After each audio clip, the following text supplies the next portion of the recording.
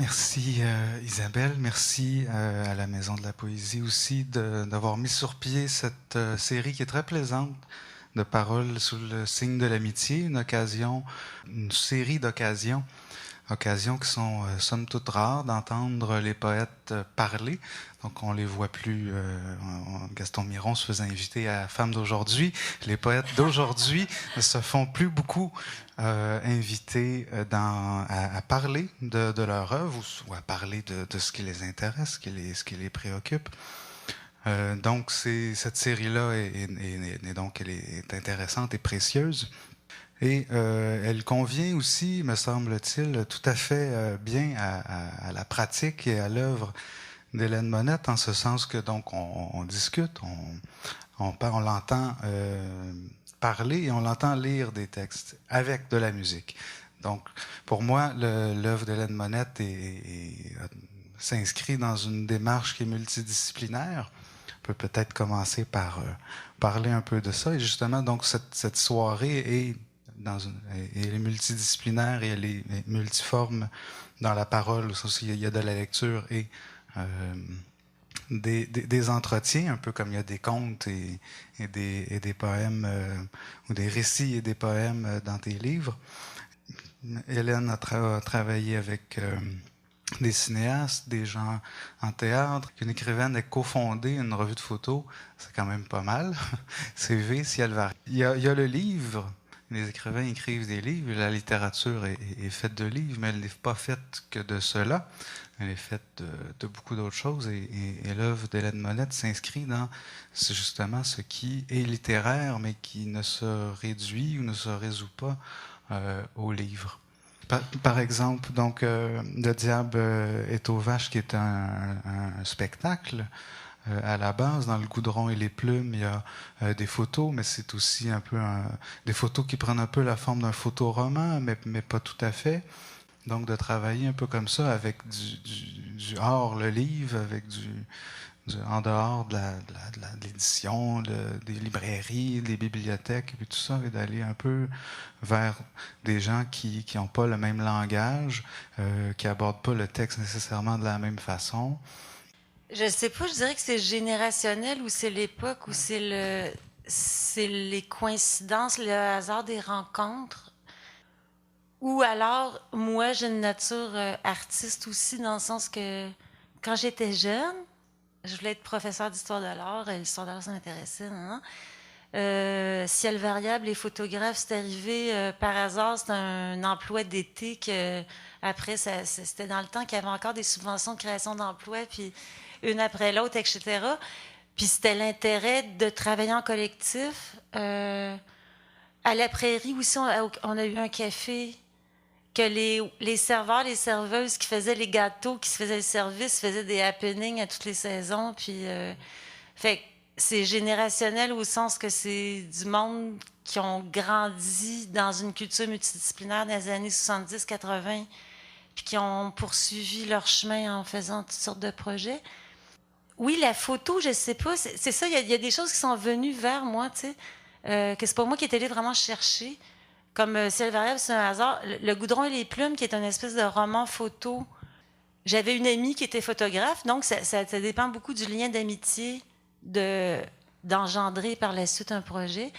Puis là, on avait quasiment un trio infernal, l'éditrice, la photographe et moi, puis on se rencontrait, puis on parlait de la vie contemporaine des femmes, puis on énumérait des thématiques. Oublie pas de parler de ça, oublie pas de parler de ça. Ils me nourrissaient de leurs réflexions, puis ça donnait quasiment des petites tabliers philosophiques. Puis moi, je suis repartie chez nous, j'écrivais le truc, puis c'est toujours super intéressant dans le regard, parce que l'écriture apporte un regard sur le monde, mais d'avoir des regards complémentaires en peinture, en photo, en musique, qui sont d'autres langages extrêmement proches. C'est d'autres formes artistiques, mais ça fait un amalgame. C'est comme une bonne chanson. Tu peux plus séparer la mélodie, la musique, le texte. Ça devient une bonne chanson.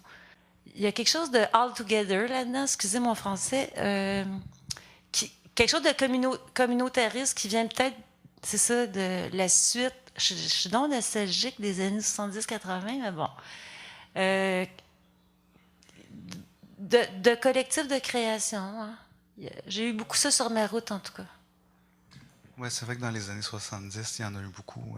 Lymphonie, c'était tout le monde. C'était des poètes, des musiciens, des peintres, des gens qui travaillaient dans des choses inclassables. Oui, ça, c'était etc. hot, les années 70. Ouais. 80, c'était la fin de ça. Ouais. Comme le Café Centenaire à la Prairie, nous autres, c'était comme la fin des boîtes à chansons, là.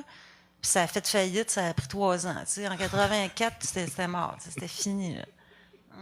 Puis c'est cette idée-là, c'est-à-dire d'écrire pas juste pour le livre. T'écris, les photos font partie du processus de création, comme le spectacle ou comme la musique, d'écrire si on veut pour être entendu. Écrire pour l'oralité, a priori, moi j'ai écrit pas pour le livre, j'écrivais des textes pour lire 3 jours après. Où j'écrivais des textes parce qu'il y avait un happening au café ou rendu à Montréal, j'avais pas du tout l'idée que j'allais publier. Ben oui, parce que j'étais très ambitieuse et très énervée, là. J'avais beaucoup d'ambition quand même. Mais ça a tout commencé par des lectures publiques. En 83, à Montréal, je rencontrais Génou Sani, puis j'ai couru après. Je voulais absolument faire partie des Places aux poètes, puis ça. Elle m'a introduite à ça, puis j'écrivais pour aller lire devant les gens. Après, c'est Yves Boisvert, ça c'est l'anecdote, la petite histoire, là. C'est Yves Boisvert qui m'avait entendu quelques fois, dont dans l'année de la jeunesse, là, 85, l'année interminable de la jeunesse, qui m'avait entendu lire plusieurs fois, puis il a dit « J'ai parlé de toi aux Écrits des Forges, là. Ça serait peut-être le temps que tu déposes un projet de livre. » Je dis « Ah bon? OK, je vais me mettre au travail, là. Je vais essayer de faire le ménage dans mes papiers puis rassembler quelque chose. » Fait que c'est comme ça que ça a commencé. C'est l'espèce d'introduction de Boisvert aux Forges. Ouais. Hélène Monette va vous présenter quelque chose bientôt, là. Elle est bonne, tu sais. Ouais. Eh ben, ouais, parce qu'il t'avait entendu. Ouais. Ouais, c'est ça. Mais ça vient de l'oralité, ça vient de la scène. Donc, c'était pas juste. Les lectures publiques servaient pas juste à casser des textes. On va voir, j'écris quelque chose, pas sûr, si c'est bon, je vais le lire en public pour voir si ça passe. C'était vraiment écrit avec un. Pour aller le dire. Avec un micro. Avec le micro en tête. Oui, t'écris avec le micro au lieu d'avec un stylo. Oui, c'est ça. C'est bon. T'as le goût de nous lire quelque chose? Oui. Parlant de micro? Oui, c'est ça. C'est l'histoire de la guêpe poussée par le vent, morte à tes pieds sur une galerie devant les montagnes.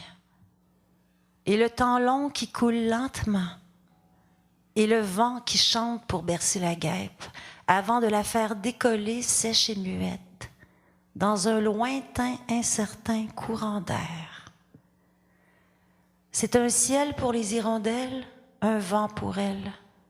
La guêpe a fait son temps chez les vivants. Tourne autour de ta tête le vent qui emporte les bourdonnements. Le 21e siècle, ça sent la jubilation, la désolation, la fausse représentation dans le tapis. Qu'est-ce que tu veux? Les mâchoires intègres, c'est volontaire, ça épuise. Mentir en avalant, c'est ravaler, ça craint. Les maisons sont des bunkers en janvier, des jardins en juin. Regarde, c'est là, c'est ici ma maison. Il y a un arbre devant, 2 garages dans ma maison. Le chaos de la piquerie d'en face désaligne les vitres. Il y a du bruit de voiture, du roc des pinceaux, et les tâches ménagères sont devenues foncées avec le temps. La décoration est intéressante à tous les niveaux. Il faudrait vendre tout ça. Acheter un lac. Les gestes sont des endroits où vivre. Ça parcourt tout le devant du corps. Le proche et l'envers frémissent. Le bas du dos, le sexe et le cerveau. L'hiver est long. Très loin de tout ça. À des années-lumière, les gestes. L'hiver est éternel, mais ce n'est pas un endroit où aller, c'est la mauvaise direction. Restent les cartes postales, la banlieue, tout ce qu'on veut. le rebord du monde, la peur de l'histoire, le plus grand espace au monde, poser un geste, se déplacer.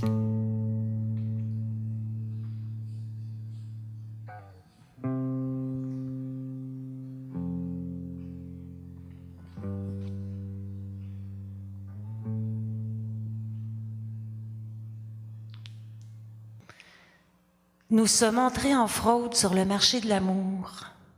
Nous voulions expérimenter, nous avons amplement exagéré. À vivre des relations aux pommes vertes, des amourettes au scotch, des tendresses vitaminiques à saveur de fruits artificiels, nous nous sommes modernisés en masse et avons goûté aux choses comme si elles déterminaient les êtres. Nous voulions d'une petite fin du monde tout en nuances. Il s'agissait pour nous de déclarer forfait, de limiter l'apocalypse aux champs tordus des sectes, aux catastrophes environnementales au cœur en morceaux. Les mains propres, nous voulions nous mettre à table avec des enfants normaux et des amoureux de la vie. Nous en avons trop voulu, les Istrata. Il n'y aurait de toute façon jamais assez de place de musique. C'est le bouquet youpi! Nous nous y sommes effeuillés la mentalité pauvre magnolia, pauvre, standardisée. Tous nos pétales tombés dans le fossé, le caniveau de l'éviction, le trou noir des cheminements, de la pertinence, de l'entreprise domptée aux fauves et aux mauvaises journées. Ils sont perdus, nos pétales, ils sont tombés, inutiles, décolorés. Que nous reste-t-il de suave? À la limite, nos bras enserrent nos côtes s'il en reste, et Pandore ramasse les fleurs qui ne poussent pas. Les restants sont inoculés, les fantômes servent. Sous la surface aplanie, normalisée, les mêmes vieilleries obsèdent. Nous nous aimons déjà d'une façon si compostée. Nous nous sommes fait assassiner sur la montagne. Nous avons dansé, perdu le voile. Nous nous sommes chicanés entre nous. Nous voulions d'un amour en couleur digestible avec un système de dégivrage automatique et des risques calculés. Nous voulions d'un homme nouveau. Nous voulions être les contemporaines des fils manqués des hommes sauvages s'ils s'en trouvaient. Nous avons pourtant déclaré faillite, rasé nos jambes, acheté des crèmes, refait le lit plusieurs fois. C'était à la mode. Ce n'est pas de notre faute. Nous avons aseptisé ce qui restait de rituel et même tout ce qui existait de ridicule. Nous nous sommes plantés. Nous avons scrapé le restant de sorcière en nous, gardé un peu de roux dans la teinture non permanente qui nous procure une allure si désinvolte, intrigante. Nous sommes de notre temps. Nous avons tout pour être subtils, une fois les liaisons dangereuses chez le nettoyeur, et l'amour fou, au micro-ondes, au compte-gouttes, aux 3 poivres. Quelle époque, Laetitia!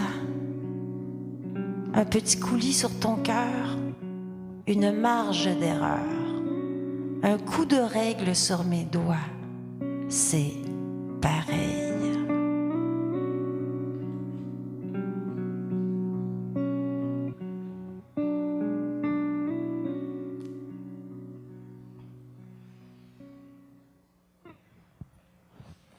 Merci.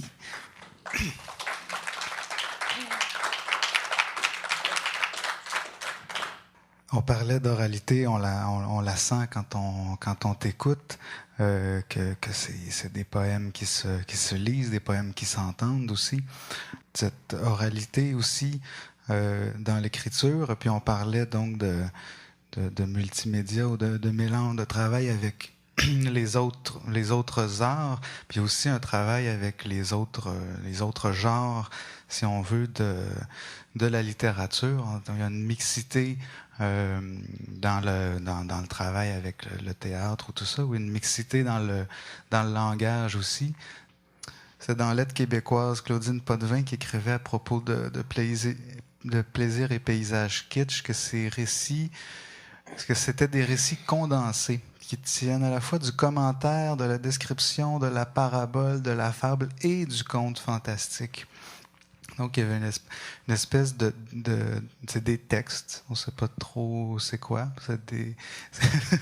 C'est des paroles, c'est des contes. Et il y a ça qui est... c'est une poésie orale, mais c'est une poésie qui est aussi très romanesque, en un sens, très narrative.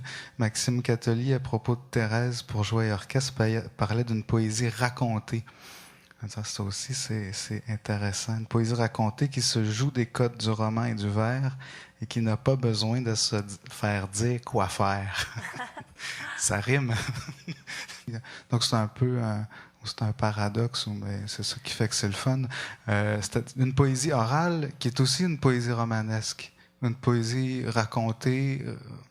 Ça dépend des projets. Oui, c'est vrai. Ça dépend des projets, mais c'est sûr, c'est un peu bâtard. C'est-à-dire que c'est mix de genre. Puis c'est un peu... Quand t'es mix de genre, t'es hors genre. Fait que c'est comme si t'avais mauvais genre, en tout cas.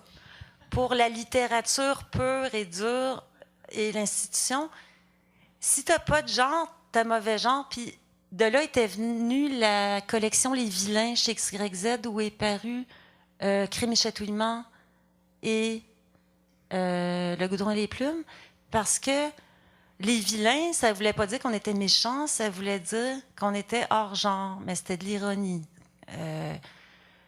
Je m'en vais où avec ça? Comme je te disais avant hier, je sais pas quand, je fais pas exprès, comme avec des éprouvettes, là, de dire je vais mettre un petit peu de commentaires sociologiques, un petit peu de poésie, un petit peu de roman. Je pense que ça dépend aussi de ce que je lis. Plaisir et paysage kitsch, j'ai vraiment lu des contes fantastiques, puis j'ai fait une recherche vraiment pour m'alimenter, comme si quand on est imprégné de ce qu'on lit, ça va automatiquement rejaillir, veut pas, dans notre plume. Fait que pour certains projets, des fois, je lis des essais, je lis sociologiques pour réfléchir à des questions ou des trucs philosophiques ou sociopop ou machin. Mais les contes, 2 fois, Plaisir et paysage kitsch, puis Un jardin dans la nuit, j'ai poursuivi la recherche sur les contes. Ça pouvait être autant lire des contes d'Hoffmann, des contes de Maupassant très classiques, ou vraiment aller dans le conte, comme quand... Les contes de Grimm, c'est proche de ce qu'on se faisait raconter quand on était petit, là. Des contes très cruels, très élevés, là. Puis je trouvais qu'il y avait une belle analogie à faire entre, mettons, des patterns de contes de... Excusez mon français. Des contes de Grimm avec le monde contemporain. Oui, ben, c'est une forme d'allégorie. Je vais aller chercher Grimm pour parler de ce que j'ai vu de l'autre bord de la ruelle hier. Ouais. Il y a cette... Mais reste, ce qui fait bâtard, mettons comme tantôt, là, nous sommes entrés en fraude sur le marché de l'amour. Mettons, nous avons scrappé le restant de sorcière en nous. C'est de prendre des formes classiques, des changer pour regarder le monde maintenant. Mais l'idée d'introduire de la langue populaire ou du joual ou des anglicismes, ça me sert pas dans la vie. Disons que c'est pas... c'est mal vu, mais les gens aiment... les lecteurs, les gens qui écoutent, l'oralité, ça les rejoint, ça les branche. L'institution, moins. Ça aussi, c'est des trucs qui, à l'oral, passent très bien. Un anglicisme, une expression, un petit bout en anglais, un petit morceau en joual, ça se dit bien dans un micro, devant un public. Oui, mais pour l'institution littéraire, c'est comme si c'était dépassé, comme s'il y avait eu une période jouale dans les années 60-70 dans les romans et la poésie. Mais il faut plus faire ça. C'est pas bien. Il faut pas faire ça. Ça, c'est curieux parce qu'on y revient avec, je sais, Hervé Bouchard. Hervé Bouchard. Ou Mathieu Arsenault. Mais lui, il est très poète dans sa façon de faire du roman. Ben, c'est Joël aussi. Ouais. C'est une espèce de retour du Le Joël. retour du refoulé. Oui, Hein? le refoulé Joël. Ouais. Ça doit être ça. Parce que l'histoire, ça fait souvent ça, là. Tu sais, 20 ans, c'est telle tendance, la tendance contraire, la tendance, ça fait souvent ça. Fait peut-être qu'on est dans un retour. Un retour. Puis avec la question de la prose en poésie aussi. Aujourd'hui, je pense que c'est quasiment moitié-moitié. Tu ouvres un livre de poésie, puis il y a une chance sur deux que ce soit en prose ou en vers. Donc, c'est pas grave, docteur, si on fait de la prose poétique ou de la poésie en prose. Ça se pose plus comme débat, là. Ben, j'espère que non. J'espère que non. Ben, Comme là, je suis gênée. Quand j'ai choisi les textes, à un moment donné, je l'ai appelé ou j'ai envoyé un courriel de panique parce que je trouvais que je choisissais trop de textes en prose. Mais qu'est-ce qui fait que c'est de la poésie quand même? C'est le rythme de la langue, les assonances, les rimes intérieures, les sujets, les images. Tu sais, ça peut être un texte très ordinaire, puis tout à coup, il y a touche de magie mais c'est surtout le rythme, les images poétiques pour décrire le monde. On est dû pour un petit bout de... Si tu veux. Ouais. As you wish. Monsieur, l'amour est une chose qui fait peur. Ne savez-vous donc pas que c'est un métier difficile? Il exige un courage et une foi au-delà de l'improbable, une humanité indicible, une fraternité aveugle, de la monnaie et des bouteilles des enfants au hasard, des regards même pas foudroyants, et des étangs de ciel et des fêtes champêtres quand le temps s'y prête. L'amour veut des parties de pêche, des patins et du chocolat noir. L'amour veut de la rondeur et de la facilité. Il est si difficile, monsieur, je ne saurais vous le décrire dans toute sa volupté. Au-delà de ses martyrs et de ses désastres hypocrites, l'amour est plein de joie et va son chemin dans la brume des premiers pas, dans le linge pendu l'hiver sur la corde raide. Il va n'importe où et très lentement. Trop lentement, l'amour va. Comme un oursin creux rempli de sable, comme un bouton qu'on ne recoupe pas. Il est misérable, c'est une plume. Il remue au vent quand le cœur bat. Il est splendide, nettoyé par la marée, même dans la marée haïssable. Il est vague et beau et plein d'algues. C'est le silence. C'est la lumière. Une chose ordinaire comme ça.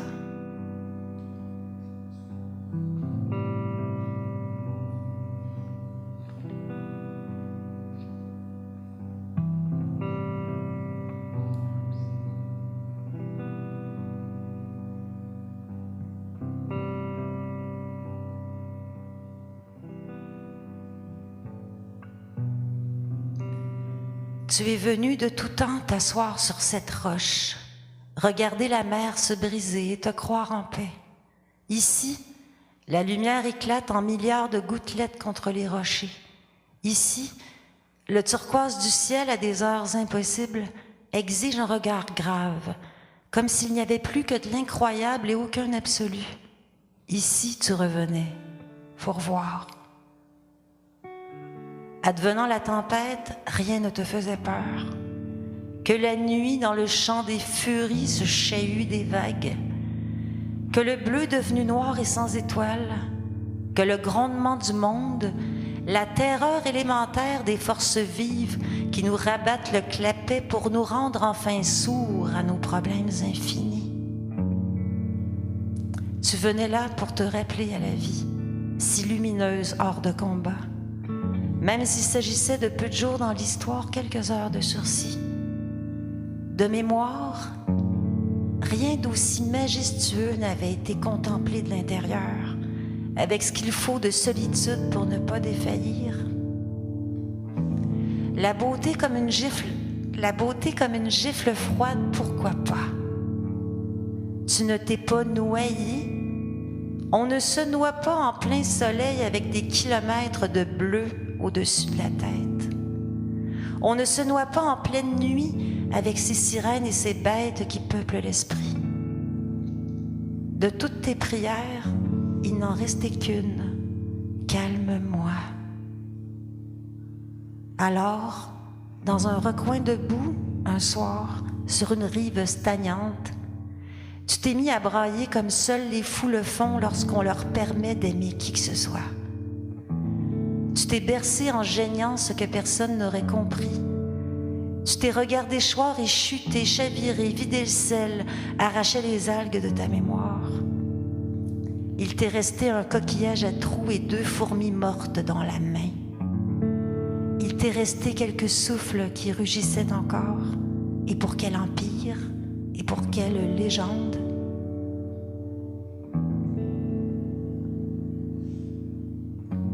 Les guerres finies s'étaient ensablées. Il restait une nuit de lune au bout du paysage. Il te restait une vie, à commencer par le regard, l'ébauche d'un salut, le ravissement. Tu étais seul, la tourmente passée et les années pour rien. Tu étais plus qu'un cri dans une chanson inventée. Calme-moi. Calme-moi.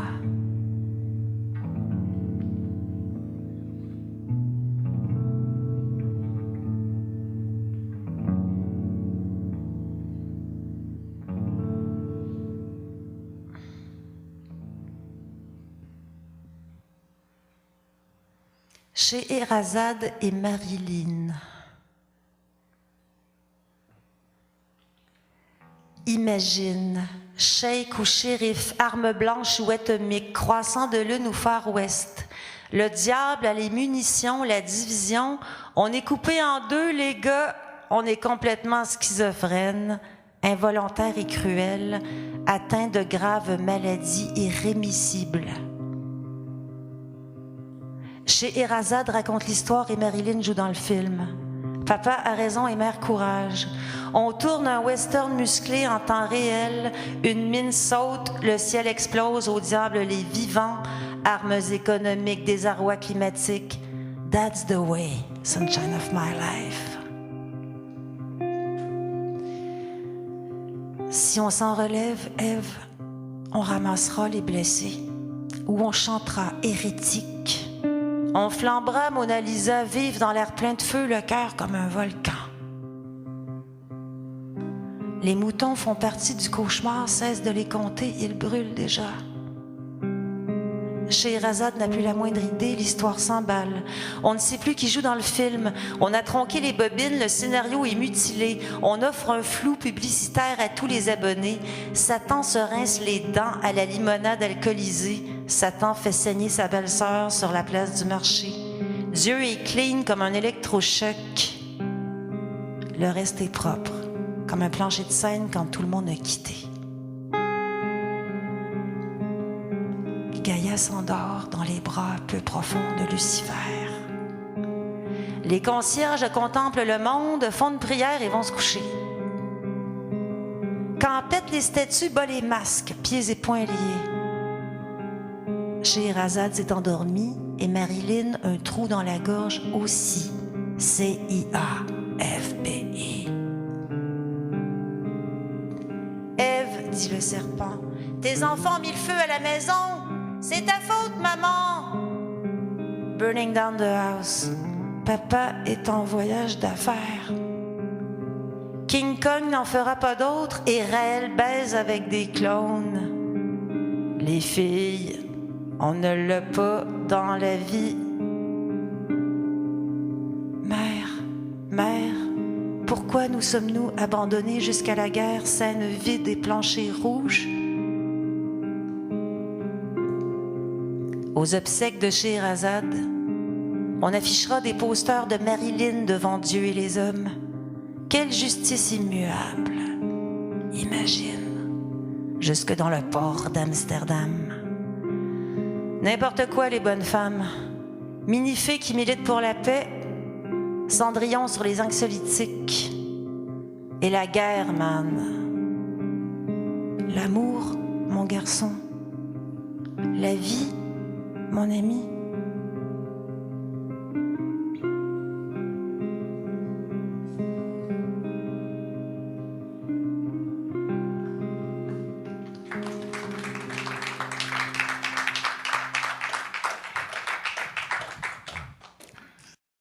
Ce texte-là allait tout à fait dans ce sens-là de l'allégorie entre Marilyn, Scheherazade. Pour comment parler de la guerre d'Irak dans un poème. Ouais. Le fait de transposer en allégorie des événements, là. Mais c'était pas là que tu t'en allais. Oui, c'était là que je m'en allais. Je m'en vais où tu veux. Oui, ben c'est ça. Que faire avec l'ordinaire? On ne le dit pas assez. Ce profond désir d'écrire l'ordinaire. Au Québec, on essaye, puis on cherche des moyens, que ce soit par l'allégorie, que ce soit par d'autres façons. Et il y a ça vraiment depuis les débuts. C'est Michel Bibeau qui, dans sa satire contre l'avarice en 1832, voulait dire aux humains leur tort et leur travers. Il voulait dire en vers dur de dure vérité ordinaire. Est-ce qu'il y a quelque chose de moraliste là-dedans? Mais moi, ça me gêne pas. C'est que c'est devenu un lieu commun de dire ben là, fais-moi pas en morale. Ou tu sais, comme si tout. Il y a une confusion entre morale, moralisme. Je suis en train de me demander s'il y a quelque chose de moral, mais que j'essaie de magnifier ça, que c'est pas si pire que ça. Que c'est une façon de vouloir sauvegarder quelque chose d'humain, d'humaniste, de trouver un sens quand il n'y en a plus pantoute. Le conte nous ramène à la morale aussi. C'est vrai, il y a ça dans les contes.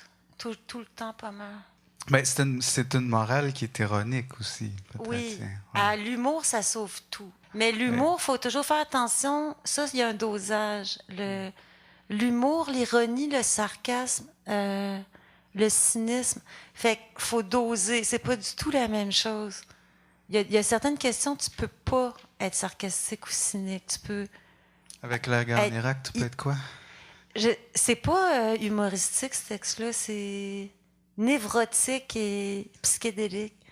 Ça, c'est dit avec un sourire, là, pour ceux qui vont réécouter l'entretien plus tard. Là.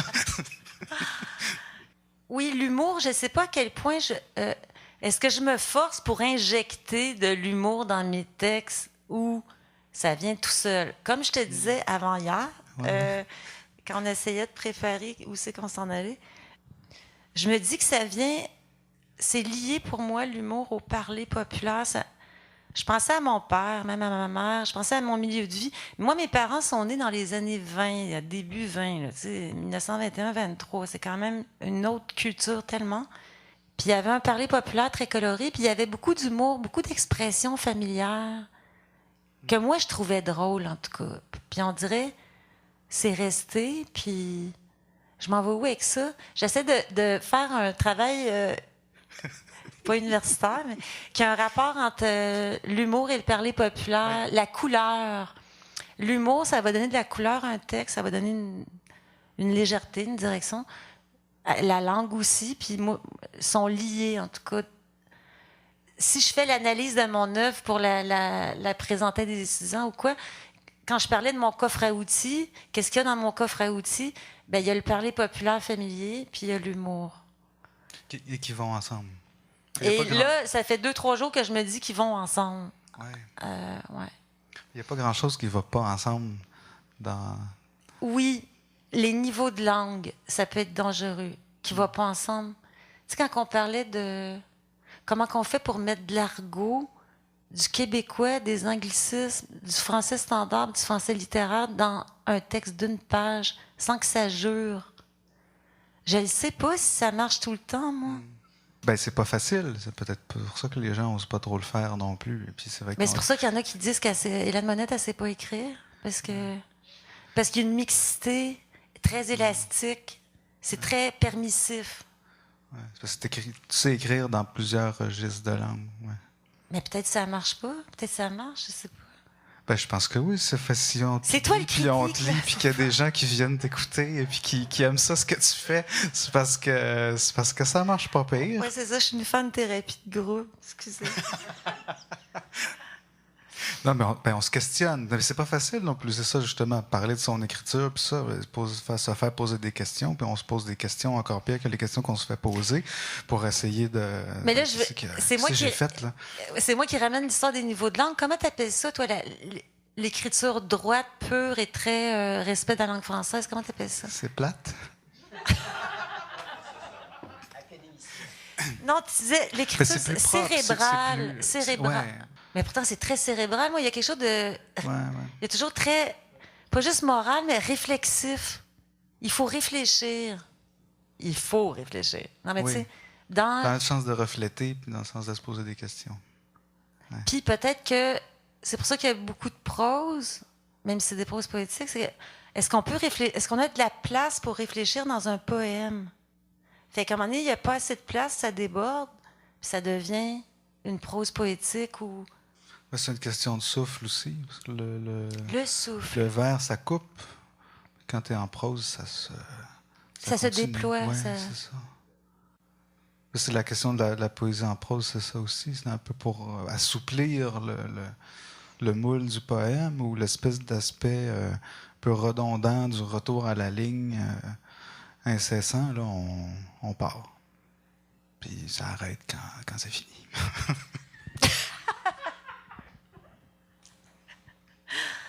Okay. Il y a des gens qui disent justement que c'est pas poétique, ou c'est peu poétique, ou c'est moins poétique, justement, d'aller... c'est vrai que tu joues un peu avec le feu parce que tu vas du côté du langage familier, populaire et de toute cette richesse d'épaisseur, de niveau de langue. C'est les ressources de la langue qui sont là. Pourquoi qu'on s'en priverait? Ouais, c'est comme des couleurs, tu sais. Ben oui. C'est comme essayer différentes couleurs. Ouais, l'orange, c'est pas bien beau. Hein. ça dépend des Ça goûts. dépend du reste du tableau. Puis donc, cette avenue-là dans le langage, cette avenue-là aussi dans la prose, qui vont peut-être ensemble, mais qui est vrai qui s'éloignent de l'idée qu'on se fait à tort ou à raison de ce qu'est ou de ce que devrait être la poésie. Ouais, ça. Chance, t'es là. Qu'est-ce qu'on a ensuite? Bon, ben là, c'est de la prose. Mais c'est poétique. Pourquoi? J'en sais rien. Si tu le dis, on Citer. Citer avec un S, accent aigu S. Je récite, oui. Quand les cools envahirent les cités, le monde entier fut débordé d'ados illégitimes. Les grands s'étant trompés, ayant enflammé le risque d'étraquer la beauté, il ne restait plus qu'un nuage gris pseudo-climatique terrifiant. Sans dessus-dessous, la vie vivotait. Les cools firent du vacarme et beaucoup de sourires, et on crut que tout était rentré dans l'ordre. Mais il n'y avait rien de rentré. Ni le foin, ni l'orge, ni la plus mince, ni la plus folle idée. La fraîcheur avait tout balayé de son souffle pratique. Les âmes, sous l'effet des dépressions atmosphériques, n'avaient plus à bouger, et les dissidents s'envolaient. Des années durant, les rebelles se sont éclipsés quand les cools ont envahi les cités. Souvent, il s'agissait d'aimer ou de rendre l'âme, et les corps étaient partagés. Entre la démence et l'affolement, entre l'exaltation et la gravité. La douleur étant chose facile, plus personne ne se regardait dans les yeux. Et les corneilles prenaient du temps à passer. Les apparences étaient perforées, et quand la vie perçait, elle abandonnait. On n'aurait pas su dire comment cela se réalisait. La réalité était si grosse, les yeux si fractionnés, et la faible lumière si endormante, finalement, au bout du tunnel.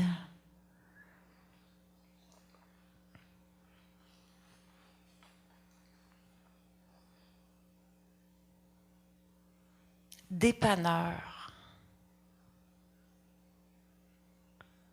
En ce temps-là, les paranoïaques avaient des dépanneurs. Il vendait des revues spécialisées en massacres et tout l'attirail des loteries, du pain dénaturé et des conserves périmées, des cigarettes ultra douces et des friandises qui donnaient des maladies de cœur, toutes sortes de maladies. Il y avait beaucoup de gens mal rasés, des soulards, des déments. Il y avait potentiellement plus d'agressifs que de voleurs entre les 2 rangées d'étagères et les réfrigérateurs, de tous bords, tous côtés, sous les néons, au dépanneur. Mais il y avait aussi passablement de brigands, de schnappants et de criminels de toutes sortes qui passaient dans ce haut lieu de la déconfiture mondiale. Beaucoup de sales types et de pauvres mecs, beaucoup d'alcooliques, le mascara coulé. Il y avait eu la chute des dépanneurs, le crash. Les autorités avaient plus ou moins annoncé « ça y est, votre quartier ferme ». Comme on avait auparavant fermé des villes, on fermait des quartiers. Les dépanneurs étaient devenus les dernières institutions des quartiers rebelles. Les gens étaient vraiment abîmés. Ils achetaient encore des billets de loto à l'appel, bien qu'il n'y ait plus aucun gros lot, plus aucun trésor. C'était la dèche à l'époque paranoïaque. Chacun rêvait d'être beau et riche et tout le monde était pauvre et moche. Du commerçant au livreur, du client au voleur, de la mère du bébé qui pleurait au fournisseur de chips. Chacun rêvait de se calmer, mais personne ne se calmait. On payait de sa poche, de sa peau et de sa raison pour être inquiet. L'angoisse avait l'effet physique d'une bombe. L'affectivité en désuétude émettait des radiations dangereuses pendant toute la durée du contact, que ce soit entre commerçants et chapardeurs, pères et mères, escrocs et fraudeurs. Chacun rêvait de se calmer, mais personne ne se calmait. Les quartiers abîmés étaient sous haute tension, mais qui le savait? Heure de pointe. Il y a 25 Marc Lépine par wagon le soir à 5 heures. Et ils ne savent pas qui ils sont. Mais forcément, ils savent où ils vont. Mais dans le fond, nous toutes hagardes, les yeux ronds, nous faisons de chaque panne, de chaque arrêt suspect, de chaque incident technique, un accident toujours probable, toujours trop évident, même s'il n'arrive jamais. Nous dévisageons les golouches dures à cuire qui prennent 3 bancs et un poteau arrogant. Alors que des messieurs très bien comptables dévisagent notre tenue vestimentaire au-dessous de la norme, nos accents de pauvreté et notre tête populaire. Négligés, nous le sommes de bien des façons. Mais ni un regard de travers, ni un croc en jambe ne nous distraira de notre petite mission communautaire, aussi absurde qu'éreintante. Le ridicule ne tue pas, nous en sommes les preuves vivantes.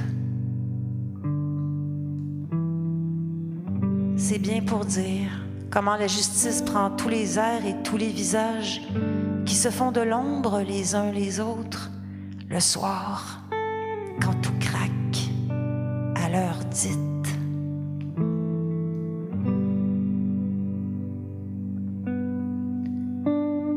Le désœuvrement, c'est la fin du monde étalée dans les cernes d'un visage forcément humain, l'équivoque de la pauvreté et de la misère. Quand l'intérieur camoufle des bruits, comme un long cri que l'on n'entend pas à l'extérieur en état de crise, forcément. Nous tous, une foule, spectre de valeurs éprouvantes, fenêtres closes, dans un autobus à 5 heures, à 8h30, à 9h moins 5. Quand la pluie acide égratigne la restope, la vitre où l'on devine la figure confortable du propriétaire de voiture payée. Quand toutes les bottes yellow de la file d'attente sont dans la slush, sans équivoque, n'ayons pas peur des mots qui salissent les bottes.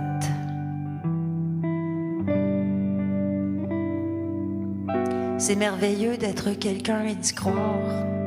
Le problème, c'est de recharger les batteries d'une telle croyance. Comment croire une telle aberration plus longtemps qu'un petit moment, un blanc. Un répit mental entre 2 ascenseurs, 3 PDE, 4 cafés. Et une foule patibulaire où quelques chatons se sont fait les griffes. Sur les paletots élimés des personnages vacants, les face à claques de service, qui ne sont pas payés cher pour leur permanence au coin de la rue. Nous sommes de retour sur Terre, chaque fois qu'un regard comme ça nous transperce.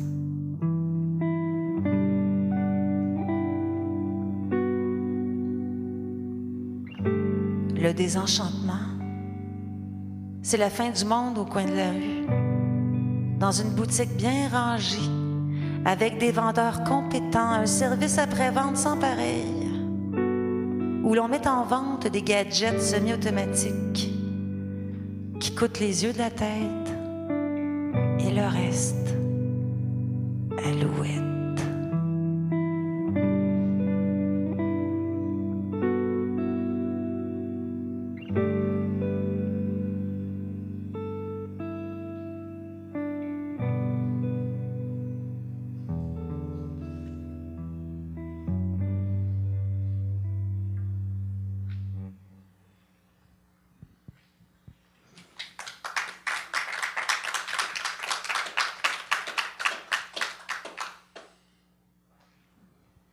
C'était bien. Oui, mais il y a la grève étudiante aussi, en tout cas. Ah oui, un des Ben, je peux le raconter. C'est dans Plaisir et Paysage Kitsch, c'est en 97, c'est pour montrer à quel point je suis visionnaire. Il y a un texte qui s'appelle Parc, puis c'est la blague, la joke. Je veux pas le lire parce que c'est comme si les étudiants, ils perdent leur contestation dans... C'est un texte d'anticipation. Puis là, les cours sont rendus à 484$ pour 1h15. Il n'y a plus de place, il n'y a plus de locaux disponibles. Fait que le cours se donne dans un parc. Puis le prof, il a un mégaphone. Puis là, les étudiants qui sont super endettés, ils espèrent qu'il va se mettre à neiger pour que le cours soit annulé. On arrête ça là. Il y a une réflexion dans ce texte-là aussi sur la restructure. Chacun doit faire sa part. Oui, c'est ça. L'expression « chacun doit faire sa part » a d'ailleurs été décrétée hymne national récemment. Et les autorités ont profité de l'occasion pour distribuer gratuitement des autocollants arborant ce slogan dans tous les établissements d'enseignement. Ça date pas d'hier, leur affaire de dire « chacun doit faire sa part », là. C'est du réchauffé pas mal, là. Fait que donc, ça prend des vigies, ça prend des gens pour témoigner de tout ça. Ouais. Oui, mais témoigner... Ça, c'est le rôle, parce qu'on revient un peu au rôle moral. Non, mais là, on va se lancer en philosophie. Okay. L'indignation, OK, mais qu'est-ce que ça fait? Ça fait... Pas qu'il faut donner tout des terroristes, c'est pas ça. Je suis pas en train de partir un... Ben, peut-être, là, mais... L'écriture, non, mais l'écriture, c'est pas un moyen d'action. T'es pas en première ligne. T'es pas brancardier en train de soigner des blessés. Tu sais, t'es pas dans une... C'est que... Tu te fais pas poivrer dans ton bureau hein? Quand t'écris. Ce que je veux dire, c'est un malaise, ça, des artistes, écrivains, artistes, non. Quand ils se font dire vous êtes engagé. Tu comprends ce que je veux dire? Oui. Je suis pas Médecins sans frontières, puis je résous pas les problèmes sociaux et le mal des autres. Non. Mais témoigner de l'époque, est-ce que ça sert à quelque chose, docteur? Mais je pense que c'est à ça que ça sert, la poésie puis la littérature. Non, témoigner de ce qui se passe, mais de témoigner de la sensibilité d'une époque ou de la révolte ou de la colère d'une époque. De dire, on est en crise à cause de ça, où il se passe ça là. Et donc, de là, on vient un peu à l'idée de l'allégorie aussi. Donc, c'est toujours... C'est jamais juste dire un tel a fait ça ou il y a eu tant. C'est pas du reportage. C'est toujours un peu de l'allégorie ou comme cette image de la fin du monde au coin de la rue. Donc le coin de la rue permet de dire la fin du monde, puis l'idée de la fin du monde permet aussi d'expliquer qu'est-ce qui se passe au coin de la rue. C'est quand même, c'est tout un monde. Je me suis fait reprocher beaucoup là Pas encore elle, là, qui vient parler du monde, des problèmes du monde actuel. On a assez de lire le journal. Ouais. C'est comme si tu rabâchais qu'est-ce qui est déjà à pleine page ou à pleine onde. Puis, je sais pas si le message a porté à force à travers les décennies, mais comme là où était ici, ou alors c'est un livre de maturité, entre guillemets, en italique, je sais pas quoi, que l'observation du monde dans le dernier, là où était ici, est plus... Elle n'est pas intériorisée, l'observation du monde. Elle est plus comme un peintre, comme quelqu'un qui ferait du dessin, d'observer le monde. Vraiment, plus... Ça ne veut pas dire que tu n'as pas d'empathie ou de compassion, mais tu vas le mettre comme quelqu'un qui fait du dessin ou de la peinture. Tu ne le vas pas tout l'intérioriser pour... Tu sais, comme... Chez Razad et Marilyn, il y a quelque chose de névrotique, hystérique, qui fait que tu intériorises la guerre pour la rendre dans un message, je sais pas quoi.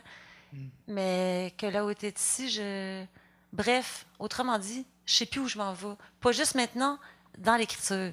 Mais je pense que tous les écrivains sont comme ça, là. D'un projet à l'autre, on sait jamais où est-ce qu'on s'en va. Ouais. Moi, je déborde pas de projet, là. Puis souvent, on en parlait ça aussi avant-hier. C'est dit beaucoup de choses avant-hier, finalement. On aurait dû enregistrer. Ben oui, c'est ça, faire jouer à cassette.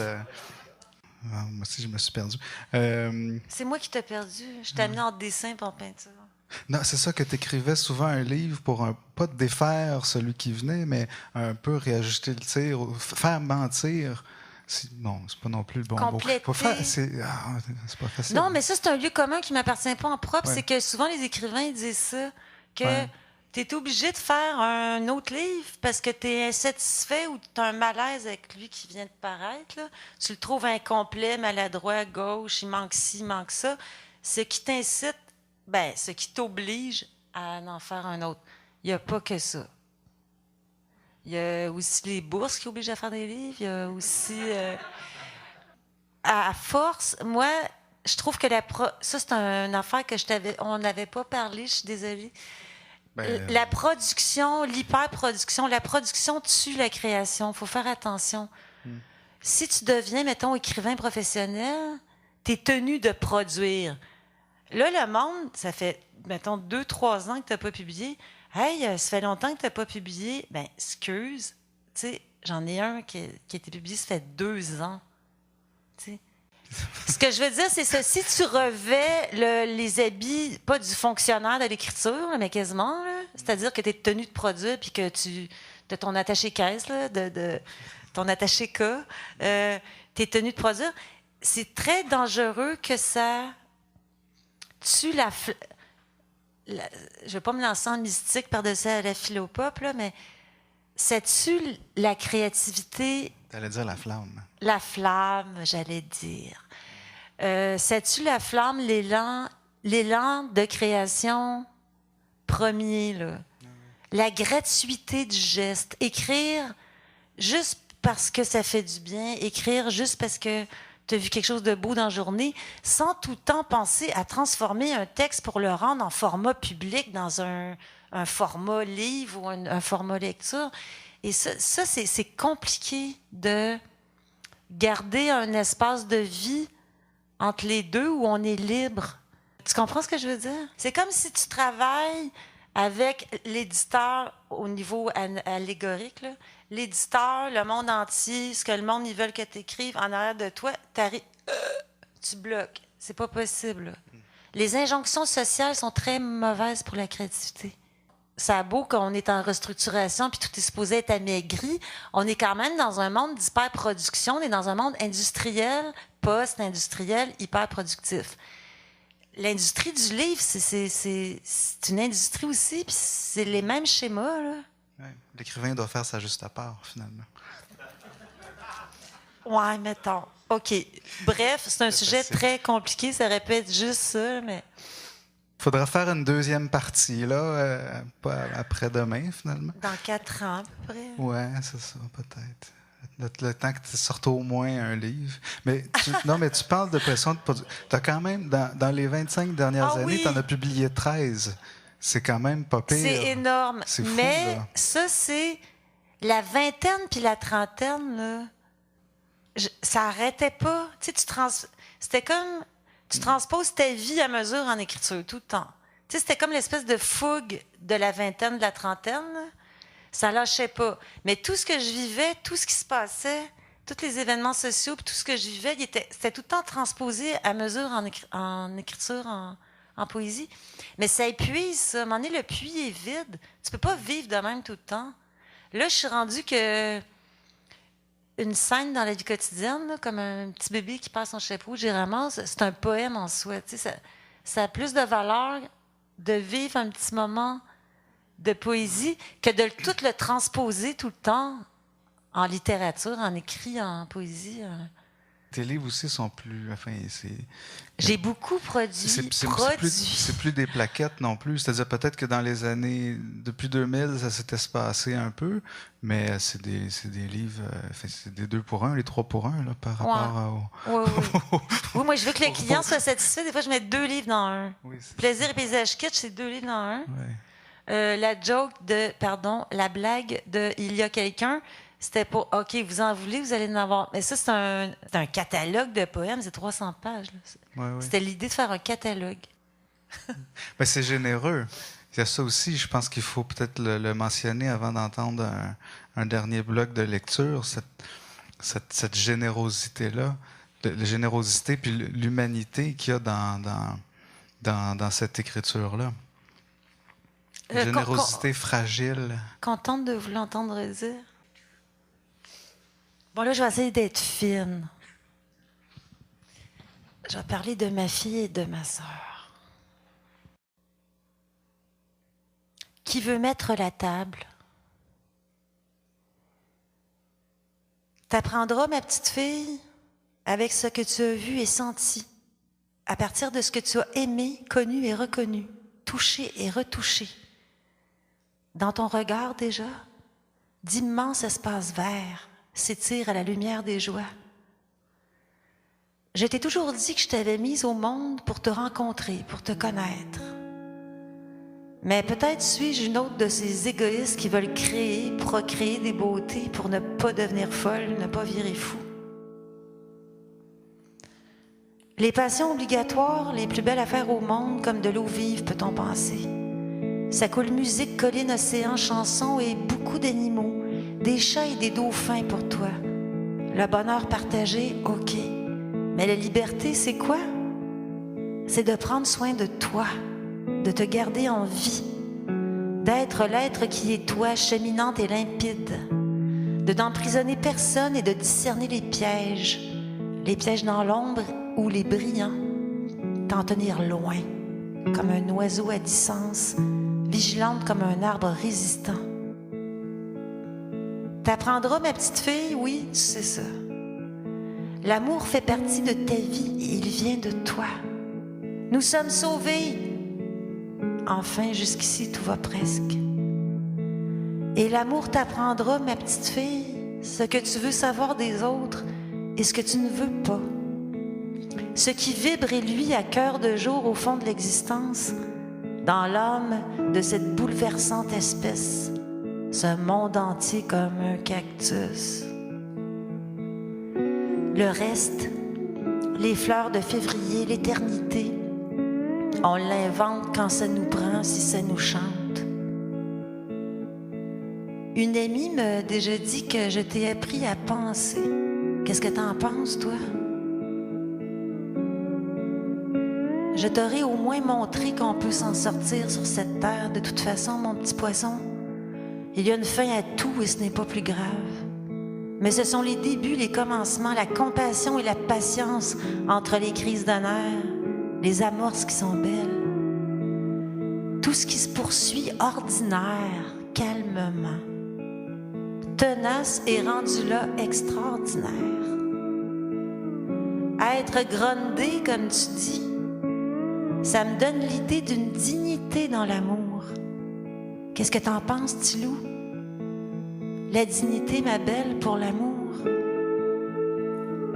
Que cette idée soit surannée et ces amours, plus souvent qu'autrement étouffantes, arrive une saison où les tilleuls se balancent, fleurs au vent. Que cet amour soit aux 3/4 dingue, La dignité de l'amour donne des ailes.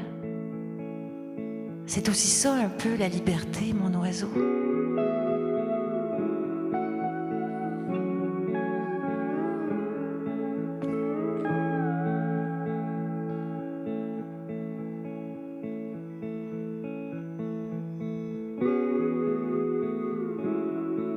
Thérèse pour jouer orchestre, extrait.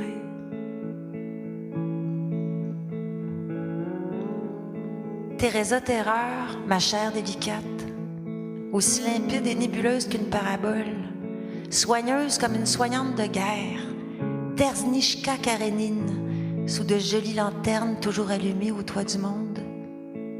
Salut, c'est moi! Que l'on s'amuse enfin, que l'on puisse jouer avec nos voix, dans ce monde de brusqueries consensuelles vertueuses, comme un coulis de neige sale sur nos manteaux fanés.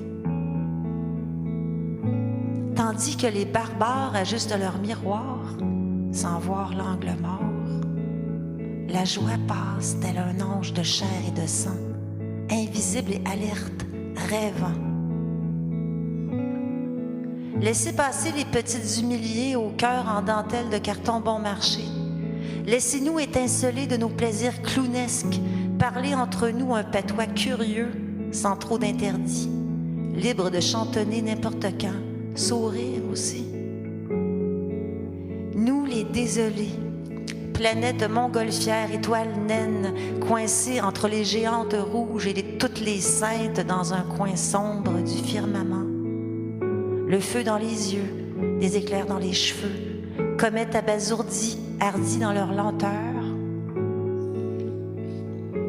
frôlant l'inexistence dans la cour des grands ébats. Le cosmos roulant ses galaxies fiévreuses dans l'infini et les fins du monde en perspective, nous vivons tout ça. Éteignons les flammes qui nous dévorent, mais pas toutes, car toi tu le sais, celui qui porte le feu, c'est l'ange. Nous, étoiles boueuses et resplendissantes de vie, les sœurs, les seules de la tribu Fragile Lumière, au bout du rêve, coincés dans la grande centrifugeuse, le monde armé de bonheur broyant les sens. Humainement, nous sommes ici déambulants, dans une rue du village, ou alors parlant au canard au bord de l'étang. Nous nous rejoignons au complexe, prenons un verre avec Vivi un 2 janvier à la place Ville-Marie. L'immeuble penche dans la nuit parfaite des flocons.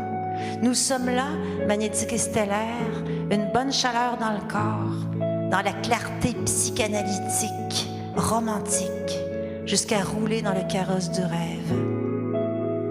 Nous, les enchantés de l'univers, les filles aux bougies de service dans les fêtes, les timides isolés, humanisés jusqu'au fou rire. Nous sommes de la tribu ventre à terre, ainsi pourvus, nous allons lentement au but, incertaines parfois que ce chemin soit la joie. C'est comme si l'infini était à tout bout de champ à court d'étoiles. Thérèse, ô maître d'humilité, de fraternité modérée et d'une saisissante liberté sur la terre comme au ciel.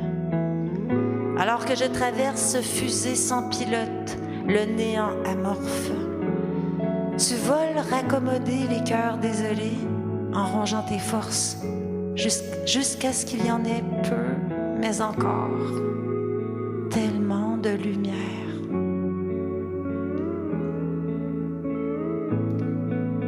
Tu as l'éternité dans les ailes et pourtant partout s'étale l'étendue stoïque de la mortalité mortifère mortelle. Un territoire précis, balisé, accidenté. Glissent les nappes de brume comme des rêves soyeux, effilochés dans tes grands yeux. Le froissement de ton cœur vient friper les traits de ta moue angoissée frémissante.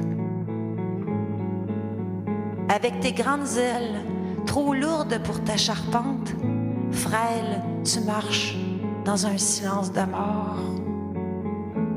C'est avec effort que tu t'envoles,